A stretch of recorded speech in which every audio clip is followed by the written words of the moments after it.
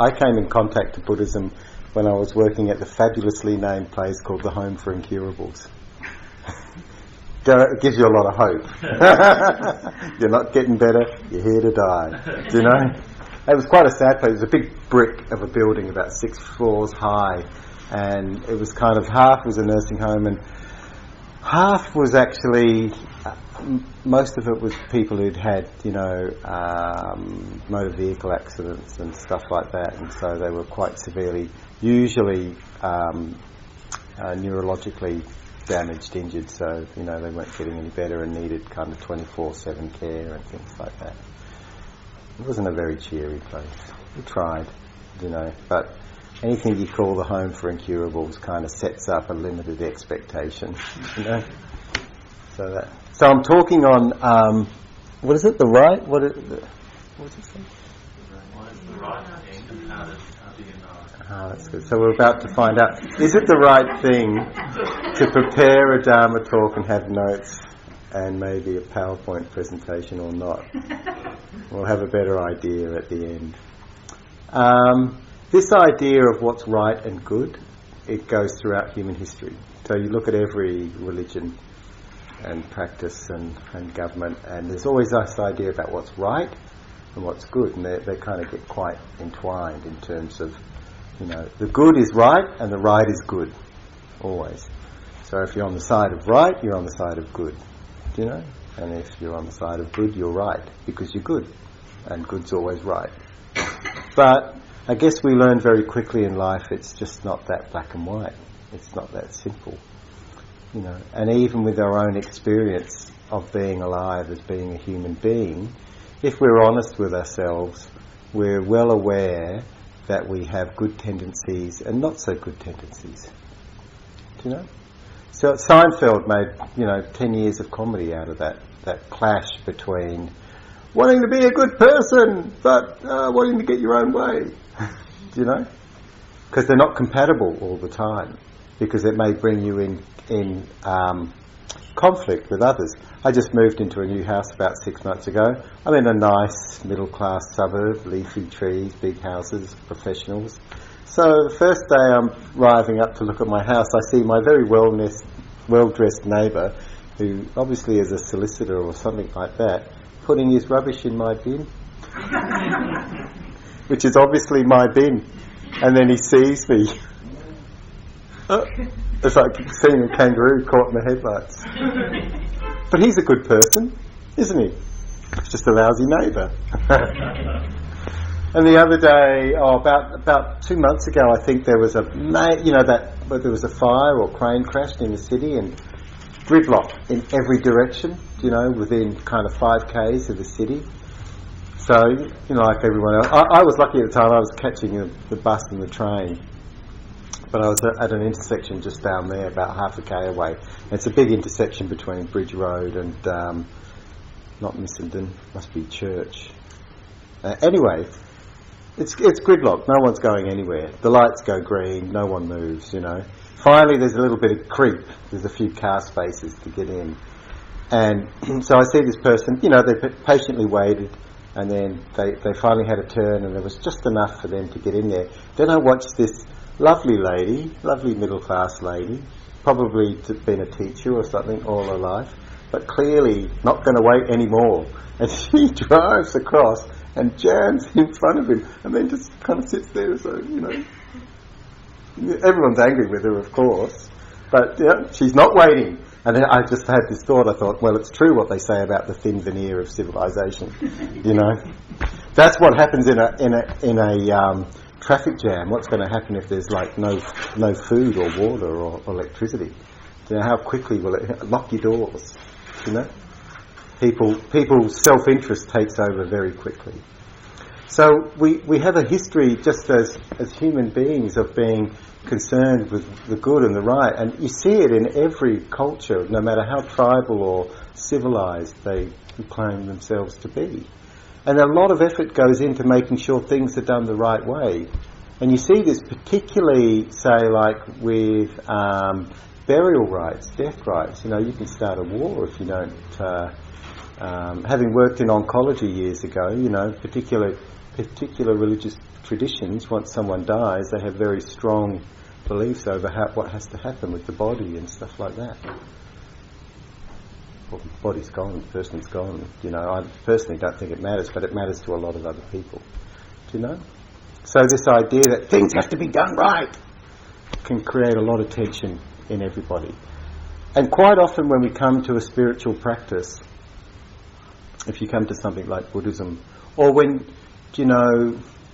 a lot of people start their spiritual journey, perhaps even though their whole life, all our lives really have this, if you take the view that we're always spiritual whether we are aware of it or not, it doesn't matter. Sometimes you just become aware that you're spiritual, and that's something which we do. As to what is spirituality or what is being spiritual, that's a different talk.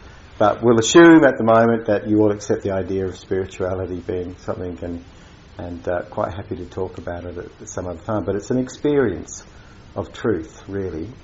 I think that's what we're all looking for, is this connection with what's considered maybe divine and what's considered truth. And like right and good, perhaps what is divine is truth, is this experience of understanding and knowing. So it's grounding in that sense, because it creates a sense of not being alone and then being whole. Because people are often looking for this experience of feeling whole, of feeling genuine, So a large part of my working life has been involved with, I've specialised in child and adolescence and development. And so I'm always fascinated by adolescent development in particular, because it's that phase between childhood and adulthood.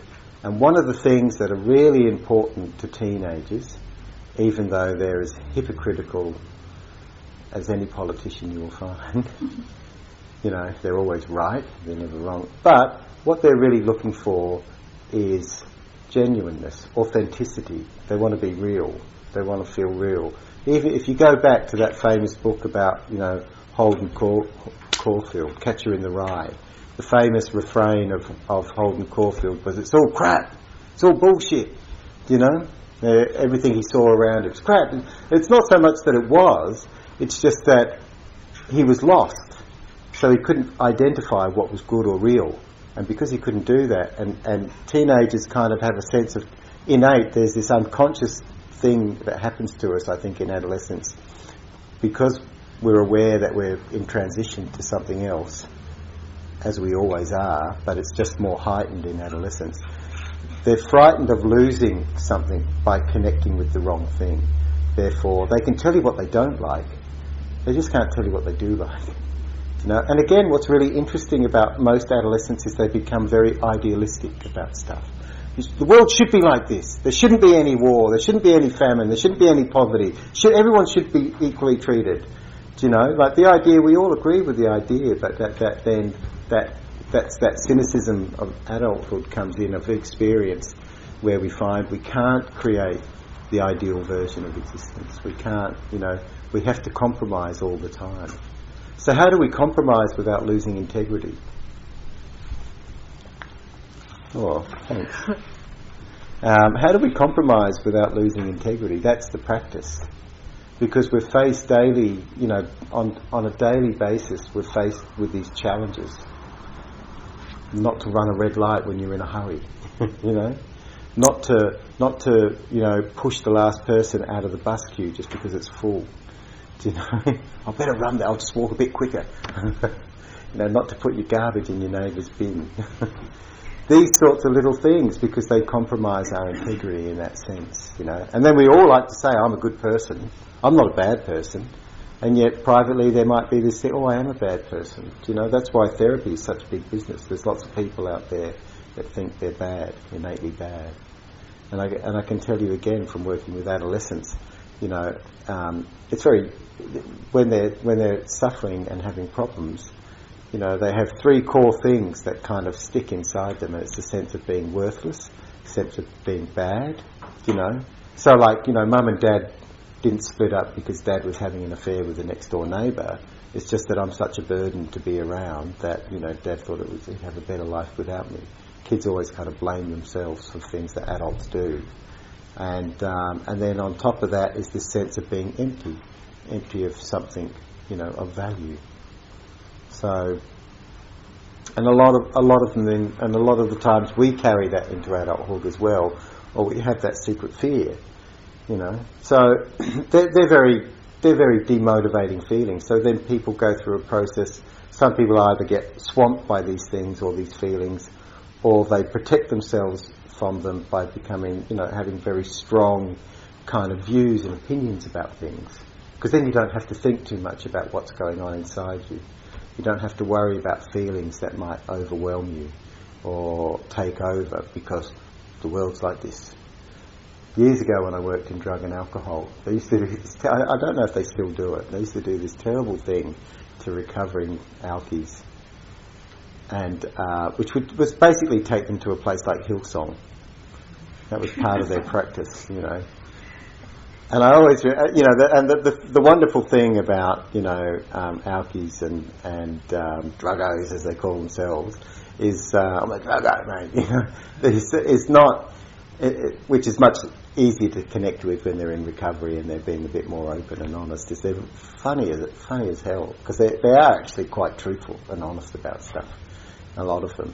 So I remember this one guy doing his going, mate, I went to the talk, and Jesus, everybody's getting up on stage, and the priest or whatever he is that he's putting hands on them, and they're all falling down and they're healed. And so I wanted some of that. I got up there. Anyway, I get up there and he puts his hand on me. I didn't feel a thing, but I had to fall over because I was so embarrassed. He was just standing there going, waiting for something to happen. His version was much funnier and longer, but it was. So I just imagine this guy that's a bit like one of the characters from Hauser, just going, because he didn't want to face up to not feeling a thing about it, And I said, well, you're probably not the only one.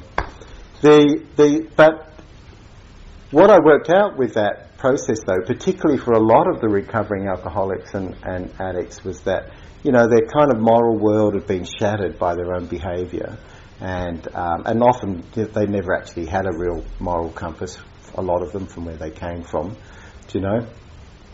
And a thing like a fundamental church made life very simple, because it just said, that's black, that's white.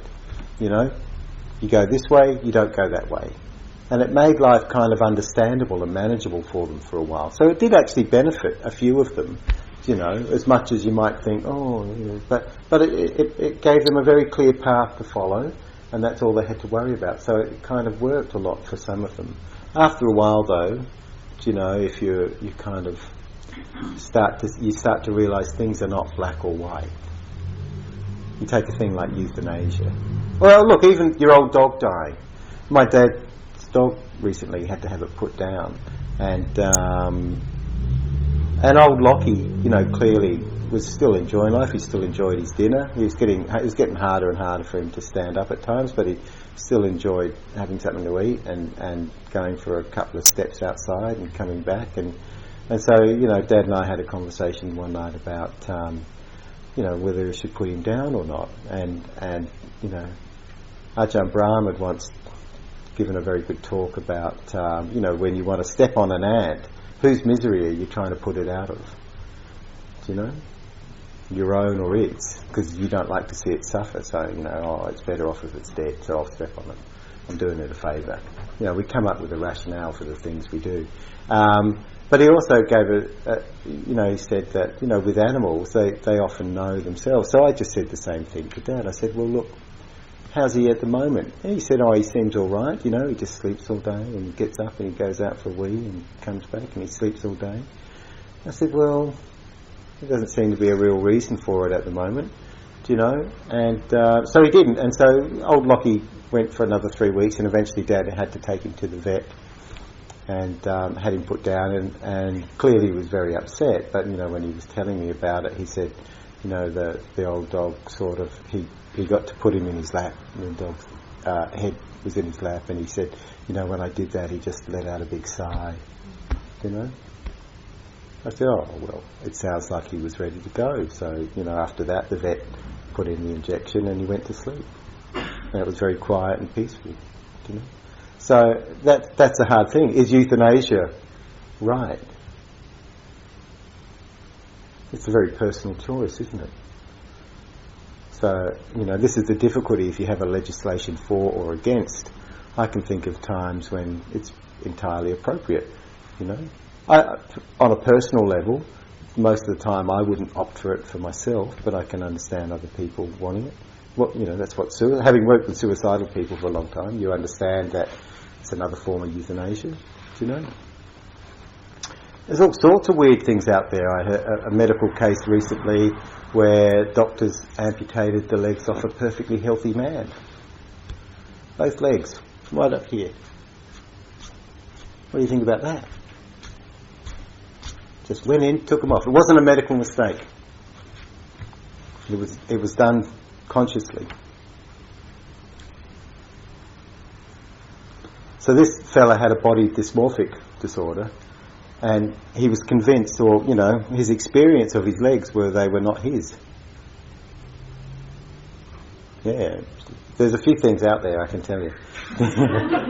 And so he had a very powerful experience that he was absolutely certain these were not his legs, and basically if the doctors weren't going, he'd throw himself under a truck, jump off a cliff, whatever.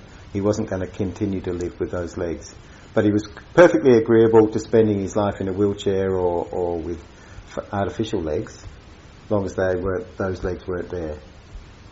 Took about a year or two to decide, but in the end, they took his legs off. He's much happier. How old is he, Giles? He was probably, I think from the sound of things, I'd put him at about late 20s, early 30s. The other week I gave a talk and meditation at the Gender Centre for over 55s, and got to listen to their stories, and it's the same thing. They have a very powerful identification of feeling female or male, as opposed to what they were biologically born. It's not something you can rationalise with people when they're having such a powerful experience. When you think about it, all the things we do are based on how we feel about things, how we experience them, what it feels like. That doesn't feel right, that feels right, that feels wrong, that makes me uncomfortable. So we often depend on our feeling about things. And in turn, that can affect the way we think about things, as whether that's right or wrong. But in actual fact, there are so many different ways there are so many different experiences of right and wrong. And we all think we have the right way. It should be like this. This is what it says. And then people go to books and back it up with the books. Well, it says this in this book. It says this in the Bible. It says this in the Suttas. It says this on the pyramids, Or my Aunt Grace, she said this. So we look for rationales to why we're right. This is why I like Buddhism, because the Buddha said, his take on what's right and what's good was very open. So there's not a lot of stuff in the Suttas that says, this is how it is, this is what you should do, this is right and this is wrong. Even on the simple thing of sexuality, he was more radical than the others. He had basically nothing to say about homosexuality or heterosexuality. He just said the problem is sexuality. The fact that you want sex or you have desire, this is the problem. What you want to have sex with, in a sense, it was like Freud. Freud said there's no aberrant, there was no pathological sex. All sex was normal. In fact, where Freud differed from the Buddha was that Freud said only abstinence is abnormal. And all the monks practiced abstinence. And the Buddha proclaimed abstinence. So, there you go. But, so in Buddhism, what's right and wrong is kind of clear, but it's not clear, because he doesn't proclaim things as you shouldn't do this, you shouldn't do this. So you take the 5 precepts. And the 5 precepts are very straightforward. It's, not to harm or not to kill other beings. So, when we modernise this, we say don't harm other beings. Now, that's a pretty hard thing not to do. Sometimes I harm other beings just by walking in the office. Don't mean to, And you can harm another being just by, it's not to say you're wrong, but you know, if you've got a rule or a regulation or an expectation, or you say no to someone, you know, can I borrow $100? No. Well, that hurts me.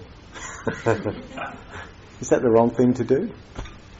No, it's not. It's the right thing to do, you know, from your perspective, of course, not mine. So that's what I mean about how right and wrong is very much an individual point of view. So the Buddha, in terms of his teachings, was trying to give us a way of determining this. And Dharma, which is when you talk about the Buddha, the Dharma and the Sangha. So the Sangha being the order of monks, the Buddha being the person, the Buddha. The Dharma is this universal truth. It's the truth of existence. And so what the Buddha said, you know, whether people are aware of the truth or not aware of the truth, it is always there. It always exists. It's a bit like you know, say we all suddenly come from another planet and you go, oh, there's a thing called the Sydney Harbour Bridge. You know, the Sydney Harbour Bridge has always been there. Oh, no, better still, when they said the world was flat and it only existed in Europe, Australia was here. Even though they didn't know about it, that didn't stop Australia existing. You know? And if another ice age comes and we all live in a little island in the Pacific, Australia will still be there. The Antarctic, all the land under the Antarctic is still there. So the truth is always there. It exists. It can't be wiped out, do you know? Even though we might get funny ideas about what it is. And when everybody thought the world was flat, that didn't make the world flat. You know? It just made everyone believe it, and they thought that was right. And anyone who said otherwise was obviously evil and had to be burned at the stake, you know. So people do get caught up very much in these beliefs of things. But the Buddha left it open. So in the original precepts, to not kill. It's just a very straightforward thing, you know, in terms of it's based on that law of karma. If you don't kill, you're not killing others, you're not taking life, you're not causing harm in that sense. To not take what is not freely given. Basically, don't steal. And don't assume it's okay either, though. You know, that's the other thing. We often assume with friends and relatives that they won't mind if I borrow the car. You know, they won't mind if I do this or do that or take that. As a practice, you know. The third one is to not carry out sexual misconduct. As I said, in the Buddha's teaching, sex itself was the problem. But in terms of, you know, the historical perspective of that teaching, and what he said was to not have sex with someone who was under the, I guess, control is maybe so, but you know, it was a patriarchal society. So basically, you couldn't have sex with a child because they're under their parents' responsibility, and you couldn't have sex with someone who was married because they were married.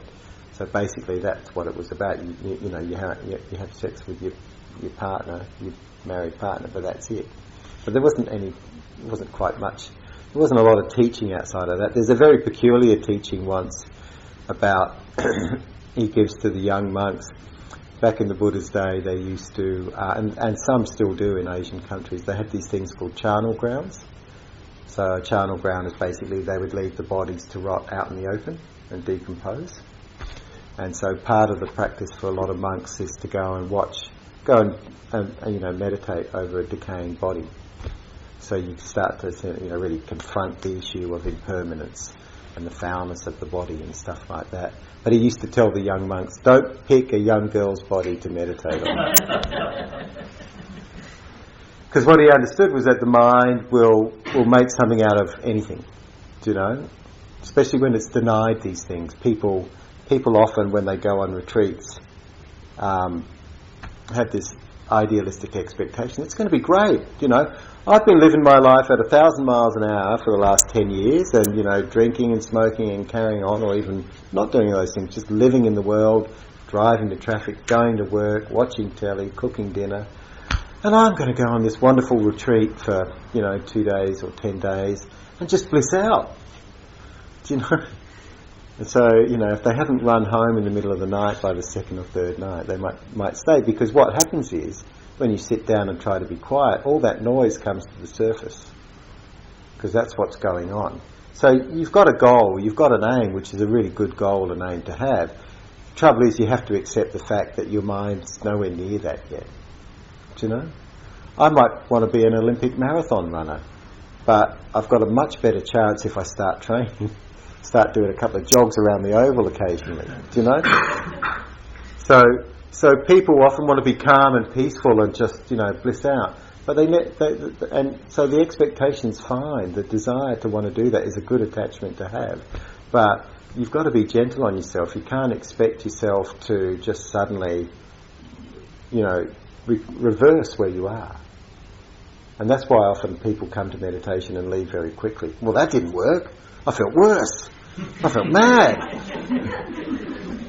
And you go, see, I like that point. That's the starting point when you sit to meditate and you suddenly realise you're quite mad. Because what you're realising is that the mind is actually working on its own agenda. And that's a very powerful and a very necessary insight to have. Because otherwise you think you're in control.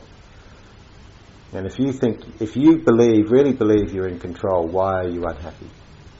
Or why do you get angry or anxious? Why do you get sad? Why do you get so uncertain or self-conscious? Because if you were in control, you could just go, if you ruled, if you were the king of your domain, if you were master of your domain, you'd go, no more anger, no more sadness, no more anxiety.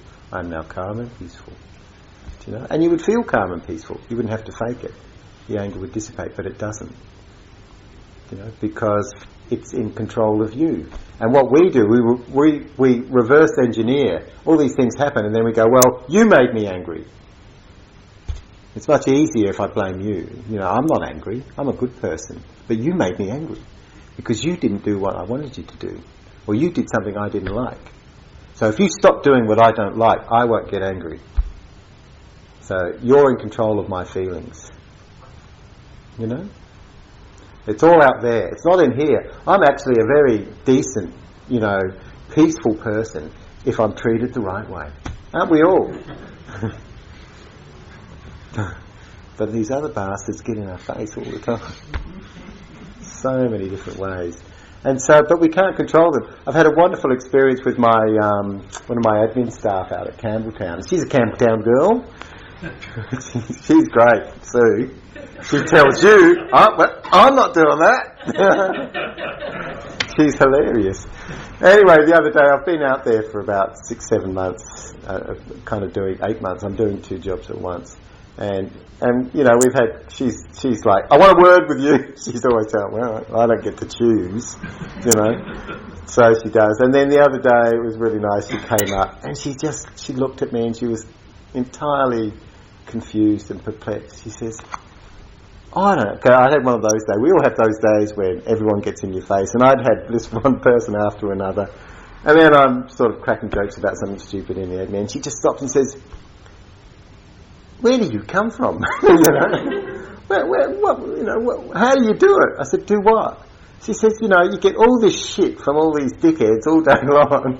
And because she's one of those people that, a spade's a shovel, I think it's. And because she doesn't put up with any of that, No, she says, they think I've got an attitude. I had to talk to her about her attitude. I don't have an attitude. And if you think this is bad, I'm about to have I'm going through my midlife change. It's going to get worse. Going, all right, just giving you the feedback. And so that went well. And anyway, so that was about 6 weeks ago. And she comes over and she says, I don't get it. How can you still relax and you're okay and you're happy? And I go, well, it's not my problem. It's their problem. I can listen, but I don't have to hold on to any of it, And that's it, everybody's suffering. Everyone has their point of view. So it's been one of the nice things. She says, well, from now on, I'm going to take a leaf out of your book. And she's really sweetened up. It's nice. She doesn't hang up on people so much. Tell them to sit down and shut up. We'll get to you when we're ready, all right? No, she's trying really, and she's being really gentle and sweet and nice. And I said, look, it's not about other people changing. I said, my experience is, it's not about other people having to change. I don't expect anybody to change. I said, I just do it because I feel better by not getting angry and upset and anxious about and try to change things I can't change. I have no control over. It's not that I don't want things to be different or another way, but I'm not going to waste my time trying to make people do what I want them to do the way I want it. I feel good about. I'll be very clear about what I expect and how it should be done, and as long as people aren't being criminal or dangerous or putting others at risk, I trust that they'll do things that way, and it surprisingly it works. And the feedback that I always get from the staff is that it's about the fact that they feel respected and trusted, so they find it easier then to work because they don't feel like they're being worked on. And that's the problem with our own practice towards ourselves. We're often trying to work on ourselves to become something better, to be good. I'm a bad person, I've got to become good. Now, the only problem with that approach, it's not that, what I would say is it's not that you're a bad person, you're like all of us. We have a mixture of good and bad. Bad, we have to use the words, but we have a mixture of good intentions and maybe selfish intentions that can cause harm. And so it's not about trying to be all one thing or thinking or believing you're all one way, because you're not. No one is. And my experience is with people that you could classify as evil or bad is they're really not bothered what you think, and they don't care a squat about whether they're good or bad. It means nothing to them. It's meaningless. And when they get caught, they will do anything and say anything in order to obscure the truth and to create doubt and to try and get out of it. So people who are truly at what we would think of as truly evil really don't care. So if you've got doubts about it, you think, well, that tells anybody that you are a good person. And so the idea of wanting to be better is okay, but the thing is, again, you just have to let go of it because it's not going to help. You end up in this position if you think that the way you are is wrong and flawed and a failure. Then if you're the problem is then you try to get away from that. So really what you're trying to do is get away from something you believe to be true. And so it's almost like you've actually tied it to yourself. And you're always going to, is it gone yet? Is it gone yet? But it can't go because it's tied on. So it's about just accepting the fact that maybe you're not where you are, you're not the way you would like to be, but that's all you have to do at the start, and then to be gentle and to be open and to be kind. And so, the Buddha didn't say this makes a good person. And when you look at the other traditions, when Jesus came to being, the thing that he said was that people are following the letter of the law, but the law isn't in their hearts. So just because you do, we all know, we've all had that experience who says something like, well, I'm only telling you for your own good. I just need to be honest. But actually, no, they're not being honest because they're saying something in an attempt to hurt you. But they're using this veil of the truth to pretend that it's okay. I'm just being, I think it's important. So there's often a hidden agenda. But the thing is you have to do is just start where you are. I didn't finish the 5 precepts. So the third one is to not yell and scream and swear. And the fourth one, the fifth one didn't originally exist. The fifth one is to not drink. And again, it's modernised to say to not take mind-altering substances. But actually there's a really good story in the Vinaya for the monks about where it came from. So originally alcohol wasn't banned. But one day when the Buddha was on an alms round, which was collecting the food, there was this one monk that it was really annoying all the other monks, maybe because he was better than them or something. So they all got, they were all a bit crapped off with him. So what they did, as they were doing their alms round, was they told all the villagers he loves rice wine, so give him lots of rice wine because he likes to drink, because it wasn't an offence back then. So this poor old monk ended up with a bowl full of rice wine, of which he drank and got really drunk, and then just, spat out, dropped his robe, ended up naked at the feet of the Buddha. And the Buddha thought, maybe drinking's not that good for you. Causes a lot of disinhibition, So that's when he put in a thing about not drinking and stuff like that. But, and originally there were no rules whatsoever, but it was about, coming to them gradually as people kind of need a guideline. So you can see in the Buddha's teaching, he tried to create a kind of a path with these flexible direction to go in, that's the right direction. But understanding that if you make it thou shalt not do this, that shalt, people lock on to the letter of the law, so in the example is in with the 5 precepts. I find these days with a lot of Western Buddhists is that they all think they're following the 5 precepts because they don't drink. They'll gossip and, in my case swear, but I never pretend that I follow the 5 precepts perfectly. But, but just because they're not drinking, I'm a good Buddhist, so I don't drink. But, they'll be sneaky and, as I said, do all these other things mentally, and think they're holding the 5 precepts when they're not. It's much harder to hold the 4, It's much harder to hold those first 4 precepts than just start and to pretend you're holding 5 because you're not drinking or smoking or something like that. So really, in Buddhism, then the path is about kind of healing the heart in a way, finding that goodness. Because the Buddha, at the end of his enlightenment, after sitting all night and becoming enlightened, opened his eyes, and what he said was, "How wonderful, how marvellous," as he looked at the morning star. And he said that because what he understood and what he'd experienced was that all beings have this purity in their heart. We all have this purity of being, that our essence is pure and good, but it's clouded over.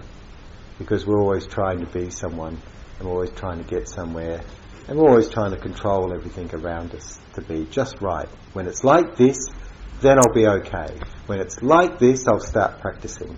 When it's like this, this is all I need. So we set up all these conditions about the way we think things have to be before we can give it a go. So the Buddha left it kind of open, and in a sense it becomes an opportunity. The path is about exploring yourself. So you're not going to get very far down it if you hold on to a belief that there's something fundamentally wrong with you. That in some way you're so broken or so bad or so stuffed up that, you're not deserving, you're not worthy. When I used to work in the adolescent unit, we'd get young people come in and, dear things, would say things like, "Oh, you should discharge me, you should send me home." I'd go, "Why?" They go, "Well, there's other people that need your help more than I need it." And I go, "Well, I said, these places, believe it or not, contrary to popular belief, I said, these places are very hard to get into. I said, we've got like a 6-month waiting list. So if someone's decided," and I said, "we've got people that have been, at the university for many years. Granted, that doesn't mean they know everything, but, they know a lot." I said, if it takes at least 4 or 5 people to come to the conclusion that you need to be here, and then, so it's very hard to get in. The fact that you're here, it tells me that you need our help. But they felt so bad about themselves they didn't feel like they deserved help. So that's when you get fixated on the idea that you're totally worthless or not deserving of stuff. And really, in the Buddha's case, no one is so undeserving. There's the fantastic story of Angulimala. Do people know that one? Some people do, I know. Yeah, some have been around. So Angulimala, you can be quiet too, Tim. Angulimala was a Buddhist. Well, he wasn't he was actually named. He was born and named Ahimsa, and Ahimsa means harmless one.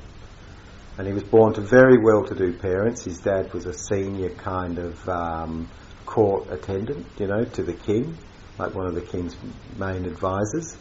And he was a beautiful child. He was a golden child. He was an indigo child, as they would say today.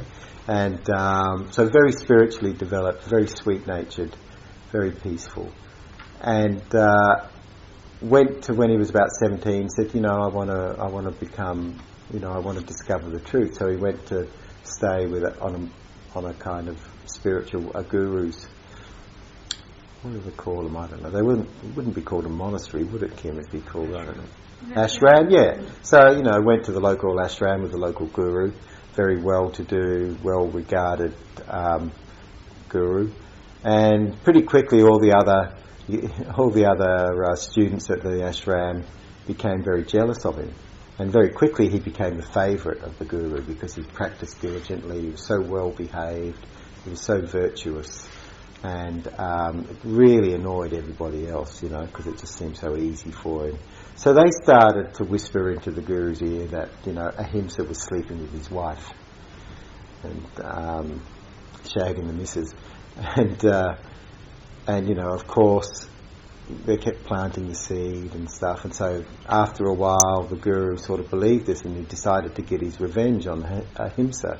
So he called him forward, and you know, Ahimsa knows nothing of this, but he calls him forward and he says, look, Ahimsa, you know, you are the best of all the students I've ever had, and I am going to share the final secret of, you know, of what you need to do. If you do this and make this sacrifice for our goddess, after you do this you will attain enlightenment. You'll be free of all suffering. So Ahimsa, who was very good, did everything to 100%, said, okay, what do I have to do? And he said, well, you have to make 100 sacrifices to the deity. Some cases say 1,000, you know, but 100 seems enough. Anyway, he said, you have to make 100 sacrifices. It doesn't matter who it is, you know, but you have to make that sacrifice. And to prove it, you need to keep one of their fingers, so we can, you know, make sure that you've got the 100.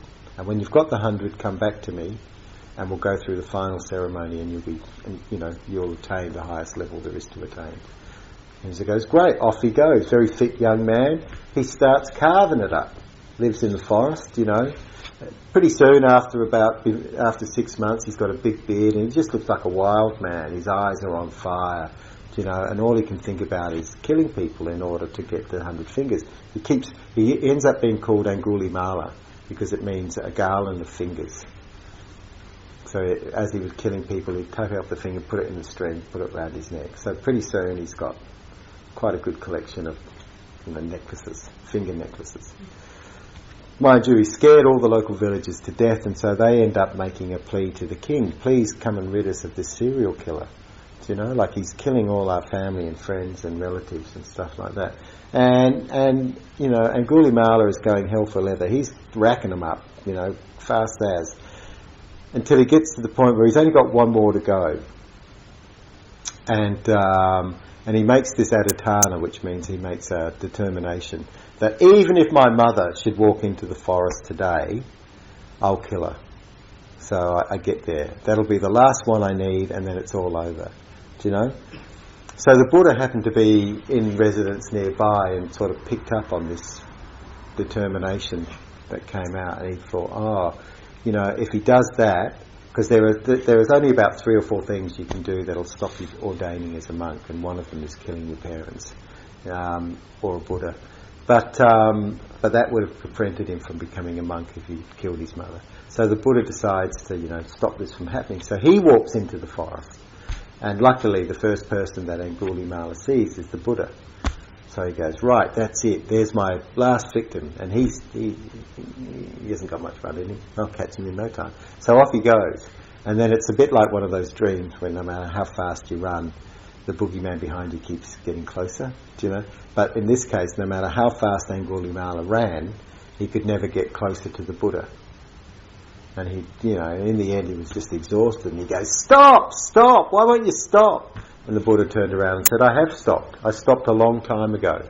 When are you going to stop? And so there was just enough left in Angulimala of civilization to go, what do you mean stop? Stop what? And the Buddha said, I stopped harming others. I stopped killing other beings a long time ago. When are you going to stop? And so that sort of rang a bell in Angulimala, and he's going like, you're obviously a master, a teacher. Will you please teach me? And the Buddha said, sure. So he ordained him. And, you know, it's all of these anecdotes, spiritual stories are great because they all pan out so beautifully. So just as the moment that the Buddha has ordained Angulimala, you know, Mum shows up, and also all the king's horses and all the king's men turn up. And because he's a monk, they won't kill him. The trouble is then, so the Buddha takes him into the order and lets him become a monk.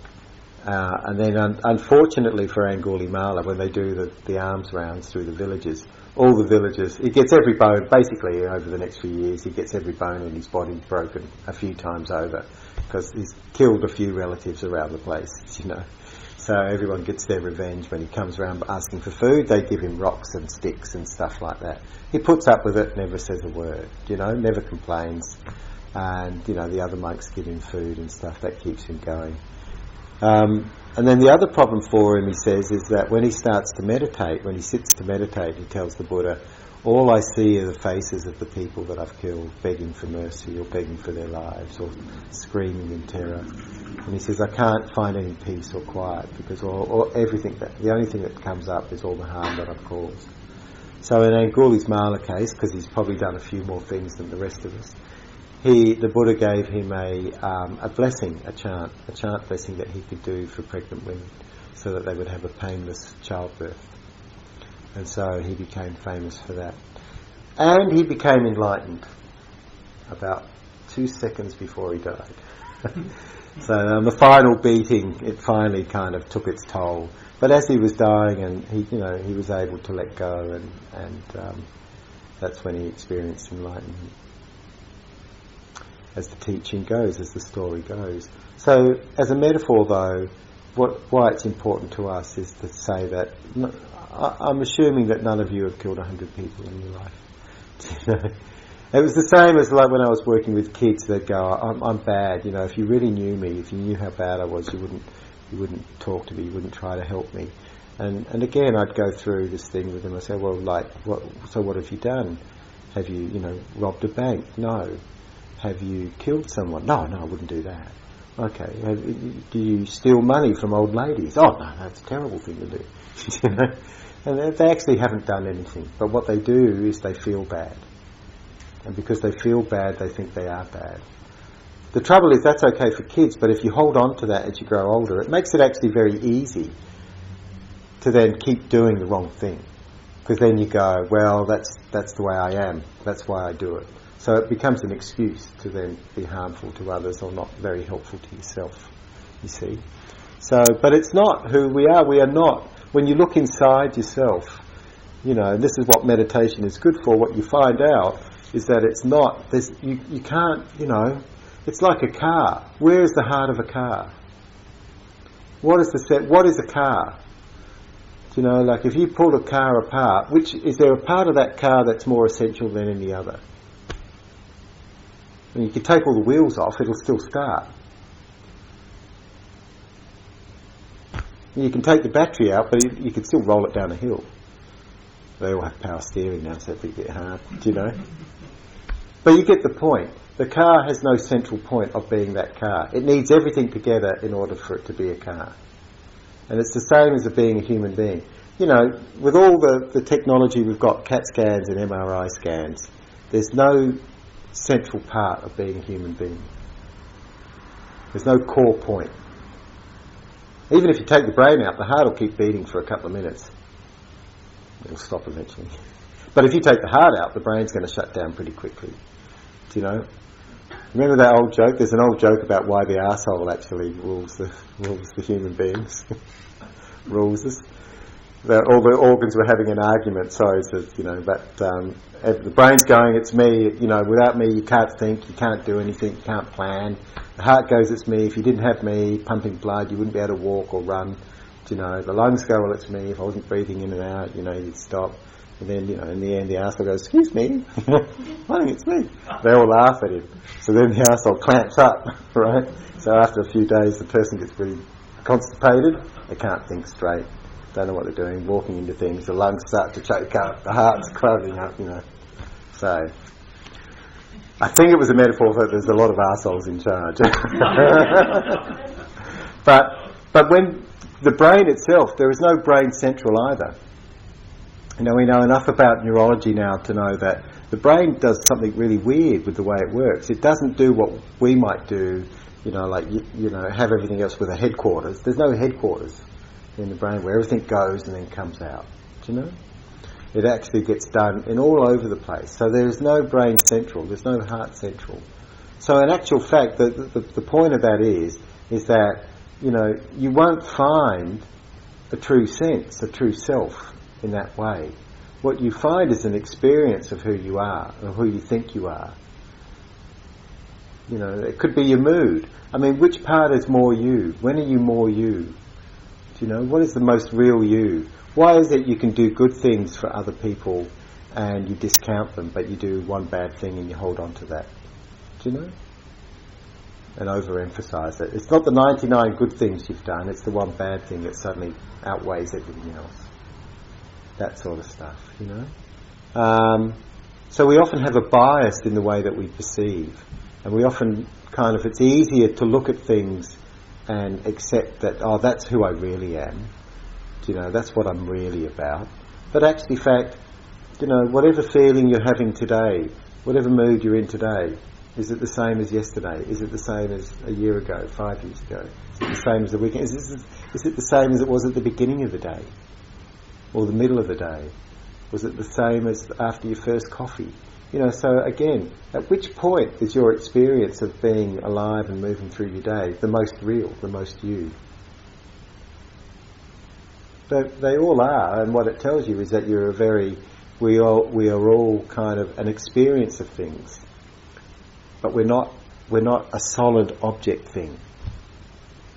And so meditation gives you this opportunity then to explore through this process of kind of letting go and opening and being kind, of experiencing yourself in a new way, of seeing that there's no rigid identity inside you of either being good or bad. And so the law of karma teaches us that it's all about the choices we make. You know, and the reality is, if you do a lot of harmful things, unless you're a sociopath, you're going to end up feeling quite bad about yourself. You are going to feel guilty and ashamed. That's a good thing, really.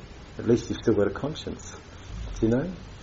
And if you do good things, you've got good things to feel good about. And the funny thing is about when you feel good about yourself, it's not what we all tend to think of a narcissistic experience of then go, oh, look how good I am, because that's going to annoy everybody anyway, and it's going to be annoying to you. It actually allows you to let go of holding on to your ego. It allows you to let go of trying to be somebody and to get somewhere all the time. It just allows you then to be more open and accepting of the way things are, and at ease, more peaceful and more content, and more surprised by all the things that can happen and all the things that are inside you.